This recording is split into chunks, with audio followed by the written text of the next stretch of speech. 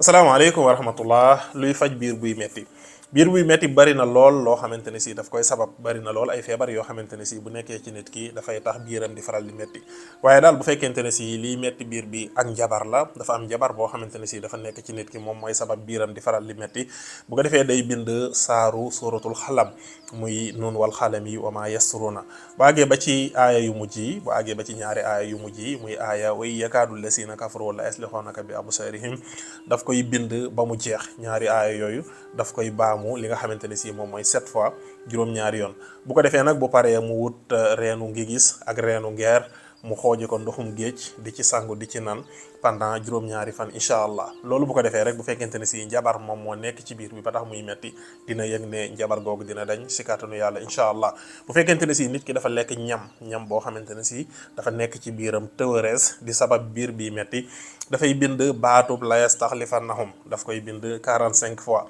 bu paree mu wut ñaari reenu senjiñ mu xooj ko ci liitaru ndox bu ko defee mu di ci naan kaasu ataaya suba ak ngoon incha allah ñam boobu dina génn ci moom ba dañ nu mu gën a gaawee incha allah bu fekkente ne si biiru tàññi la mën na ci bokk muy baxal li nga xamante ne si moom mooy xasum gu yàpp mu di ko naan incha allah naka noonu it ngeen gi dégg muy dóori ki nga xamante ne si daf koy faral di naan mën na faj feebar yu baree bari yoo xamante ne si feebaru biir la te tamit ki nga xamante ne si daf koy naan amaana du am li nga xamante ne si moom mooy feebaru biir bu fekkente ne si bëgg nga mucc tamit ci feebaru biir yi ngay faral di nandlu comme ni ko mag ñi daan defee heure bu ñu toogee weer wala 15 jours bu nekk nga wut lay duur ak daqaar wala beneen façon nandal boo xamante ne si mën nañ di ko def nga faral di ko jël di ko naan